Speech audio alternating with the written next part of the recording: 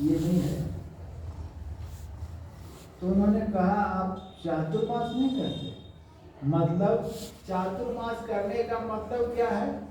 कहने का मतलब साधु को एक जगह बैठ करके भजन करना। चातुर्मास में अभी मैं राजस्थान की ओर था, राजस्थान में भी बुरा मानते हैं। अगर चातुर्मास में साधु कहीं साधु के आश्रम में चला गया तो क्या चातुर्मास में घूम रहे हैं? मतलब चातुर्मास में एक जगह बैठ करके, यूं तो भजन हम लोग सब दिन करते ही हैं, उसी का बीड़ा उठा है, लेकिन एक जगह बैठ करके उसी चिंतन मनन में लगा रहे, ध्यान सत्संग में लगा रहे, यह प्रक्रिया है। प्रक्रिया प्राचीन है, बुद्ध के समय में भी, क्योंकि भिक्षाटन से जीवन यापन होता था, तो भिक्षाटन सब भी भिक्षाटन ही करते थे। एक बार एक जैन महात्मा ने अपने शिष्यों से पूछा, जिज्ञासा कि ये बताओ कि 12 में से 4 चला गया तो कितना बचा? सीधा सा हिसाब है, इसमें कौन कठिन है? कितना बचा? 8। जीरो कहाँ पड़ा है? चौमासा 8। नहीं, चौमासा लेकिन कहने का मतलब 12 में से 4 गया तो कोई भी लोग 8 बता देता है, लेकिन एक जो शिष्य था उसने वह मौन रहा, तो कहा तुम नहीं जानते? तो उसने कहा गुरुदेव 12 में से 4 चला गया तो कुछ नहीं बचा। कहा कैसे? क्या 12वां महीना हम लोग क्या करते हैं? भिक्षाटन करते हैं। और बरसात के 4 महीना, चातुर्मास होता है आषाढ़ से शुरू होता है, तो बरसात का जो 4 महीना होता है हम लोग भ्रमण नहीं करते, एक जगह बैठ करके क्या करते हैं, जब उसमें इसलिए भी बंद था कि उसमें कीड़े फतिंगे से ज्यादा कीड़े की बारिश होती है ना, तो बहुत ज्यादा निकलते हैं, तो हमारे पैरों के द्वारा उसका क्या हो जाता है? हिंसा हो जाती है, मारे जाते हैं। यह भी एक ख्याल है। दूसरा ख्याल यह है कि बैठ करके भजन करें, यह ख्याल। तो इसी ख्याल से साधु को तो जहां ठोकर लगता है वहीं से शुरू हो जाता है, गलतियां तो होते रहती हैं, तो जहां जहां जो कहा वहीं से शुरू हो जाते हैं। तो मेरे को भी लगा इस ख्याल से आई, तो हमारे यहाँ लोग बहुत इस विषय पर बहुत तरह की बातें करते, खैर कोई भी नहीं। कहने का मतलब यह है कि उद्देश्य जो है, उद्देश्य की प्राप्ति के लिए तो बुद्ध ने कहा धम्मम शरणम गच्छामि, और क्या? संघम शरणम, तो अंतिम में कहा संघम शरणम गच्छामि, और एक चीज और कहा ना, अरे वही बतिया दूसरा, बुद्धम शरणम गच्छामि पहला, उसके बाद धम्मम शरणम गच्छामि, तीसरा है संघम शरणम गच्छामि, त्रिशरण इसको कहते हैं बुद्ध के ग्रंथों में। मतलब पहले क्या करो? धम्मम शरणम गच्छामि, धर्म की शरण में आओ, धर्म को स्वीकार करो जीवन में। जब धर्म को स्वीकार करो तो उसमें फिर क्या करो? बुद्धम शरणम गच्छामि, किसी गुरु को जीवन में धारण करो। बस तबला बजा लिया, ताल बजा लिया, बस इतना नहीं, कोई पहुंचे हुए गुरु को अपने जीवन में धारण करो, जो रास्ता बताएं कि भजन किस प्रकार किया जाता है, कहां से रास्ता का आरंभ होता है। तो इसलिए बुद्धम शरणम गच्छामि, तीसरा संघम शरणम गच्छामि। संघम शरणम इसलिए कहा एक साथ मिल करके सामूहिक उपासना करो, यह हमारे वेद में भी है, सामूहिक एक साथ मिल करके उपासना करो। इससे क्या होता है? इसमें बड़ी बात है, बुद्ध जब भी चलते थे अकेले नहीं, उनके साथ संघ चलता, मतलब सारे लोग चलते, साधु महात्मा लोग चलते थे। और बुद्ध के समय में जितने लोग निर्वाण को प्राप्त हुए उनके काल में, या जितने लोग साधु बने, अभी कोई अखाड़ा हो जाए उतना साधु, उतने सिद्ध महात्मा नहीं हो पाए। वो समय काल था या जैसा भी जैसी परिस्थितियां रही होंगी। तो संघम शरणम से होता क्या है, हम लोग भी, हमारे गुरुदेव भी संघम शरणम वो अपने अनुसार क्या करते हैं। हम लोग अभी ध्यानाभ्यास होगा ना, हम लोग नित्य एक साथ बैठकर के ध्यानाभ्यास करते हैं, यही संघम शरणम गच्छामि। संघ के साथ एक साथ रहते हैं। देखो ऐसा होता है, मैं तो एकांत में रहता हूँ, कई जगह ऐसी बातें होती है, मन साधना जैसे मन भजन में लग रहा है। देखो एक अभ्यास की बात है, एक जगह करते रहो, कहीं बैठो तो 4 घंटा 5 घंटा भी चलो और कभी घंटा भर में हालत खराब कर देता है। क्यों? क्योंकि मन प्रमथन स्वभाव वाला है। इसको बस में करना इतना आसान नहीं है। क्यों? क्योंकि मन विषयों को ग्रहण करता है, बार बार विषय को ग्रहण करते करते कितने जीवन से आ रहे हैं। आज मनुष्य का शरीर है, ईश्वर की कृपा है, गुरु की कृपा है, तो सत्संग मिला है, संतों का सानिध्य मिला है, तो हम लोग कुछ सोचते हैं, विचारते हैं। परंतु जब पशु पक्षी कृमि आदि की योनि में भर में बहुबार हो, तब हमने किया क्या? विषयों को ही तो ग्रहण किया, विषयों को ही तो भोगा। और मनुष्य शरीर में भी क्या क्या भोगा, आज भी जानने और समझने के बाद भी अगर देखें तो पलड़ा उसी का भारी। समझने के बाद भी विषय खींच ही लेता है।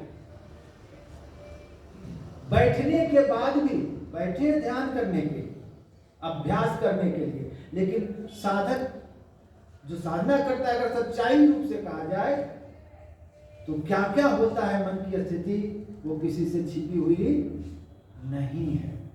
परंतु अभ्यासेन तु कौन्तेय, अभ्यास और क्या? वैराग्य ना च गृह्यते। अभ्यास और वैराग्य अगर साधक लगा रहे, अकेले में क्या होता है? लगा है तो लगा है, अजब उल्टी मन जमी सो आई, उल्टा तो ऊपर चढ़ गया और थोड़ा सा नीचे गिरा तो फिर कहां जाएगा कोई ठिकाना नहीं। इसलिए संसर्ग से बचना पड़ता है, क्योंकि मन एक रस नहीं, कोई भी विषय, कोई भी जो वृत्ति चलती है वह एक रस नहीं रहती है। अभी जो वृत्ति चल रही है, थोड़ी देर में उस वृत्ति का परिवर्तन हो जाता है। सतोगुण है तो रजोगुण, रजोगुण है तो तमोगुण। अगर साधक उस वृत्ति को संभाल लिया, थोड़ी देर तो है वृत्ति, थोड़ी देर तो रहेगी, उसके बाद पलटा मारे। जिस प्रकार सर्वोदय में ईड़ा पिंगला यही ज्यादा है। ईड़ा जो चलती है, पिंगला, एक में रजोगुनी की धारा चलती है, एक में तमोगुनी की धारा चलती है, एक में मन चंचल रहता है, एक में आलस्य और नींद आता है। हम लोगों ने कभी केयर नहीं किया, लेकिन देखो हम ही हैं, मतलब हम साधक ही हैं। किसी दिन बैठो तो बड़ा आनंद आएगा, और किसी दिन बैठ करके आश्रम बनाते रहो, कहाँ कहाँ जाना है ना, लिट्टी चोखा बनाते रहो, बैठ करके बन जाता है। क्यों?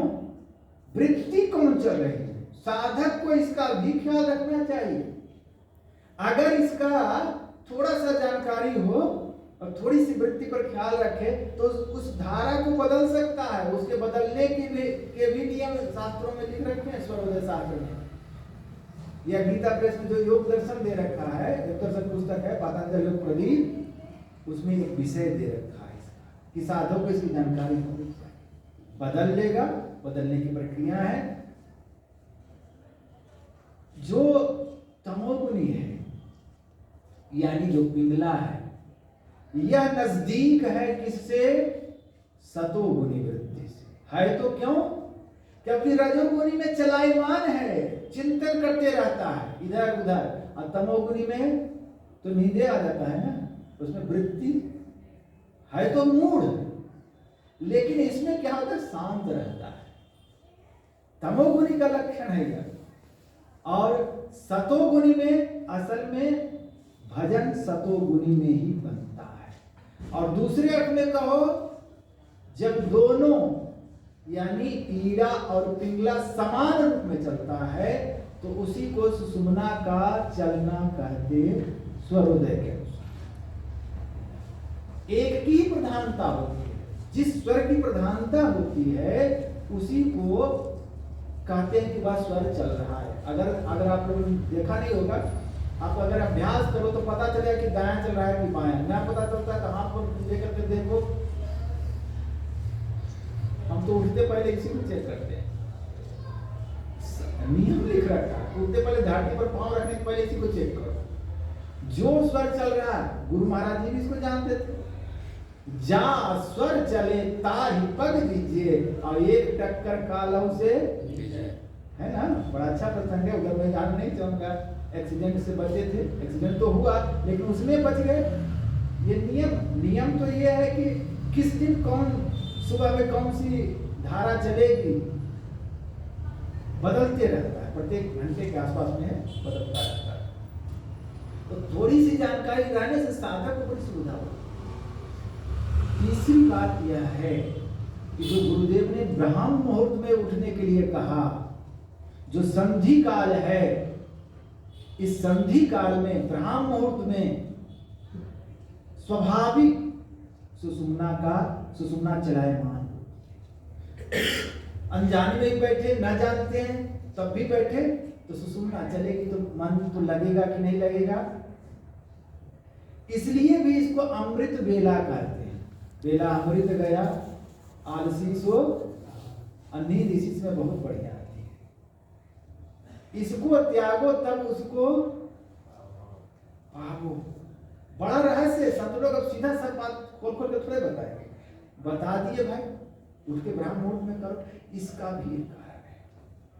तो अगर साधक लगा है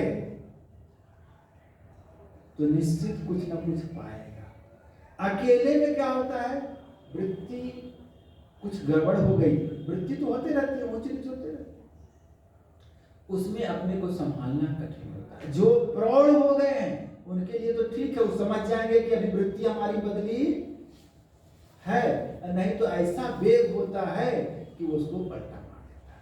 इसलिए सामूहिक तो सब बचा सकता है, लेकिन अकेले हजम होना, अकेले तो घोटाला भी हजम नहीं होता है, मिलजुल कर करना पड़ता है। उसी प्रकार यहां क्या कहा, संघम शरणम गच्छामि। इसलिए सुरक्षा का अगर बॉर्डर है तो संघम शरणम गच्छामि। इसलिए बुद्ध ने क्या कहा, संघ में रहो। तभी कोई दिक्कत नहीं, क्योंकि मन बदलता है। यहाँ एक दूसरे बात कर लेते तो क्या हो जाता है, बदलाव हो जाता है। अकेले में बदलना बड़ा मुश्किल होता है, इसलिए अकेले सबके लिए ठीक नहीं। तो कहने का मतलब है कि साधन करने के लिए हम लोग उपस्थित हैं, और हम लोगों को चाहिए कि अपनी साधना को, इसका चिंतन होना चाहिए, किस प्रकार आगे बढ़ावें। अगर आगे नहीं बढ़ाते हैं तो मतलब प्रमाद करते हैं। योग दर्शन के अनुसार अपने लक्ष्य से अगर हटते हैं, आत्मोन्नति के मार्ग से अगर के आगे आत्मोन्नति का साधन में आलस्य करते हैं, तो आलस तमोगुणी का गुण है, प्रमाद कहते हैं। अपने ध्येय से हट जाना ही क्या होता है, प्रमाद।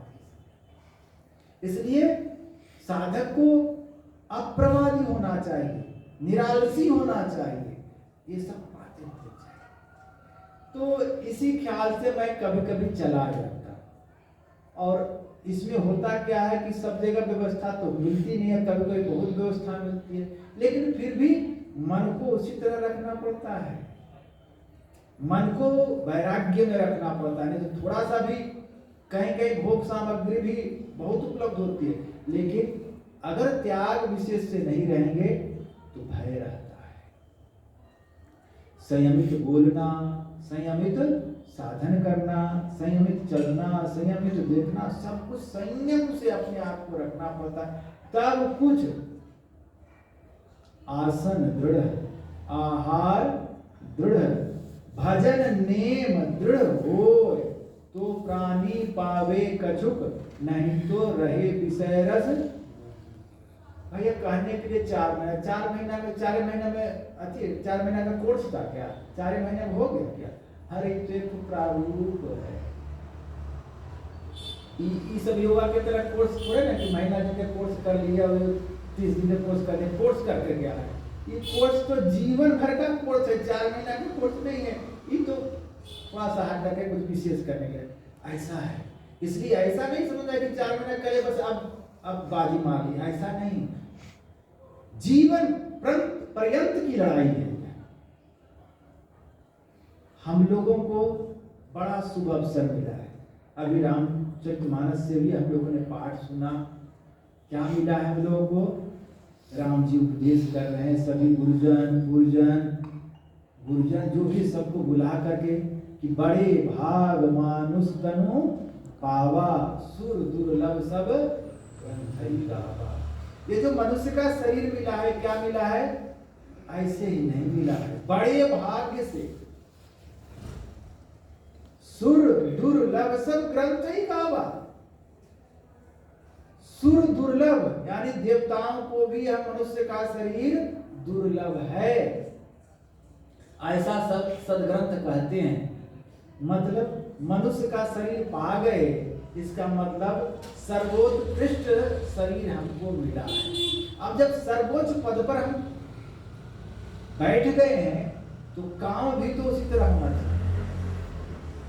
ब्रह्मानंद स्वामी कहते हैं खाना पीना सो जाना सब काम है पशु समाना जी, फिर देह मनुष्य क्यों धारी, हरि भजन करो सुख का है।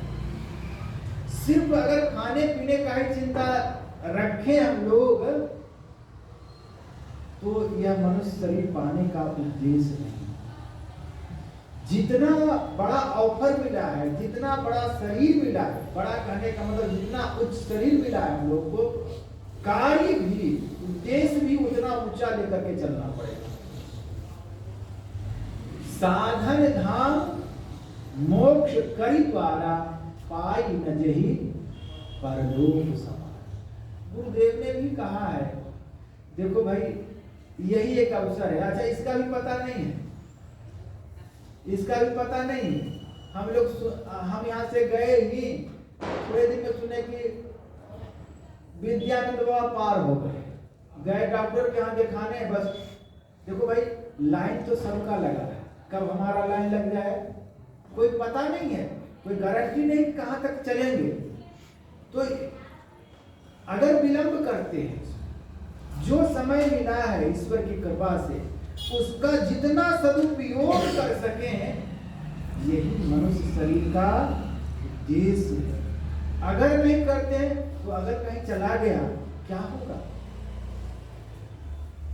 अगर हमने कम से कम यह विचार लेकर के भी तो जाएं, यह संस्कार भी तो लेके जाएं कि आगे भी मनुष्य का शरीर, देखो शरीर के दृष्टिकोण से हम लोग मनुष्य हैं, इसमें कोई शंका की बात, लेकिन विचार के दृष्टिकोण से मनुष्य हैं कि नहीं? ठीक है हम लोग मांस मछली छोड़ दिए हैं, गाय भी मांस मछली नहीं खाती, उसका जूठा भी दे दो तो नहीं सूंघ करके नहीं खाए। तो इतना ही कर लिए तो बहुत हो गए। इतना ही नहीं, इस गुफा में ही अकुट भंडारा, तिसु बिच बसे हरि अलग अपारा। अगर इतना ही खाना पीना छोड़ भी दिए, कम से कम ये सुधार हो गया, तो इतना भी नहीं, अपने विचारों को देखो कि क्या इतने दिन से हम साधना, इतने दिन से हम दीक्षा ले लिए, क्या विचारों में परिवर्तन हुआ या आज भी उसी तरह का चिंतन चल रहा है? अगर आज भी उसी तरह का चिंतन चल रहा है, भले दीक्षा ले लिए, लेकिन फैसला जो होगा वो फैसला कहाँ से होगा? सिर्फ बाहर के रहने से होगा? कि आपके विचार कहाँ हैं? अरे भाई जड़ भरत का मन ही तो था हिरण में, जंगल में तो था, तो जंगल का अनुसार फैसला मिलना चाहिए उसको। मिला क्या? चिंतन कीजिए, घर परिवार छोड़ करके कहाँ थे? जंगल में किस लिए गए थे? भजन करने के लिए। बैठे कहाँ थे? भजन करने के लिए, जो भी साधन मिला होगा। लेकिन मृत्यु हुई तो मिला क्या? हिरण का शरीर। क्यों? इतना त्याग के बाद फिर हिरण के शरीर? बड़ा विचित्र कारण। आप शरीर को चाहे जंगल में रखिए, चाहे घर में रखिए, चाहे परिवार में रखिए, चाहे सन्यासी बनिए, ये अलग विषय है। ये तो साधन को बढ़ाने के लिए चीजें हैं। परंतु आपका मन कहाँ है? जहां आपका मन है असल में आप वही हैं, और फैसला उसी के अनुसार होगा। इसलिए चिंतन करना है कि जब हम बैठते हैं साधन करने के, सब साधक साधन करते हैं, तो बैठते तो अपना निर्णय किसी दूसरे को हमको नहीं देखना है। यहाँ अपनी परीक्षा आप करनी है कि क्या हम कहाँ तक हैं, क्या जिस समय हमने दीक्षा ली थी जो विचार हमारा था उस विचार में परिवर्तन हुआ, कि वही चिंतन अभी भी चल रहा है। अगर चल रहा है तो मतलब हमारी साधना ठीक नहीं चल रही। बैठ गए, बैठ के घंटा पार कर दिए, 2 घंटा पार कर दिए तो ठीक है, चेष्टा है, लेकिन आपका मन कहाँ है? हमारा मन कहाँ है? इसी के आधार पर बात चलेगी। मतलब कितना सूक्ष्म, कितनी सूक्ष्म साधना है। इसलिए बहुत विचार विचार करके हम लोगों को चलना है, क्योंकि हम एक साधक हैं। साधक का व्यवहार बड़ी परिमार्जित होना चाहिए। हमारे रहन सहन देख करके, ये बाहरी चीजें हैं। मनुष्य बनने के लिए अपने विचारों का सुधार करना चाहिए। मनुष्य यूं तो बहुत प्रकार के होते हैं। मनुष्य कई तरह के उदाहरण दिए हैं। कैसे कैसे होते हैं? एक होते हैं कि तेरा तो तेरा, जो कुछ तेरा है तो तेरा तो तेरा, मेरा भी तेरा। ऐसे संत लोग होते हैं। एक ऐसे लोग होते हैं कि मेरा तो मेरा और तेरा तो भाई हमारा जितना है, हमारे हमको तुम्हारे से लेना देना नहीं। ऐसे लोग संतोषी होते हैं। तीसरे कैसे होते हैं? मेरा तो मेरा और तेरा भी। इसी कारण महाभारत हो जाता है। तो हम लोग कैसे हैं, ये अपना निर्णय आपका। कहने का मतलब हम लोग चले हैं किस लिए? कि तेरा तो तेरा, मेरा तो मेरा भी। मतलब मेरा मुझ में कुछ नहीं, जो कुछ है सो तेरा, तुझको सौंप दे, क्या लागत है मोर। यहाँ तो सब कुछ समर्पण कर गुरु की सेवा करनी चाहिए। यहाँ अपना कुछ नहीं, जहां कुछ अपना माना बस वहीं से गाड़ी शुरू होती। मैं और मोर तोर तय माया, यहीं से करो। असल में अगर चिंतन करें तो क्या जिसको हम अपना शरीर कहते हैं, इसमें से कुछ भी हमने बनाया? एक बाल, छोटी सी बाल है, बनाया तो फिर दूसरे की वस्तु बनाई, वस्तु को तो फिर हम ही दावा दे रहे हैं कि मेरा है। तो ये कैसे लोग हो गए हम? दूसरे की वस्तु है ना, ईश्वर की वस्तु है ना। प्रकृति, या दूसरे शब्दों में कहो तो प्रकृति का है, मिट्टी, जल, अग्नि, वायु, आकाश से बना हो। छिदल पावक गगन समीरा पंच रचित धम शरीरा। ठीक है जी। तो ये 5 तत्व से बना हुआ, इसको कह रहे हैं हम। जब हम कह रहे हैं तो इसमें कुछ भी होगा तो दुख भी हम ही को होगा। एक महात्मा थे, मैं चित्रकूट में था, तो मैंने पुजारी से जिसे कहा कि भाई कोई महात्मा हो बढ़िया तो बताए। क्या नीचे जाओ गंगा किनारे, सत्संग संत निवास। एक महात्मा पड़े हुए थे, लेटे हुए थे। मैंने उनको प्रणाम किया। मैंने कहा कहिए कुछ, मैं आपकी सेवा करूं। कहा अब सेवा क्या करोगे, अब तो इसमें से उड़ने वाला है। एक बोतल था, गंगा जी कैसे निर्माण होगा। मुझे व्याधि कहते थे कि मैंने जैसा चाहा वैसा हुआ। मुझको क्या दिक्कत है? तोषक है, तकिया है, मैं बैठ करके ध्यान करता हूँ। कोई कमी हमको अब गुरु महाराज जी की कृपा से मैं अभ्यास करते रहा, कोई कमी हम लोग को कोई कमी है क्या?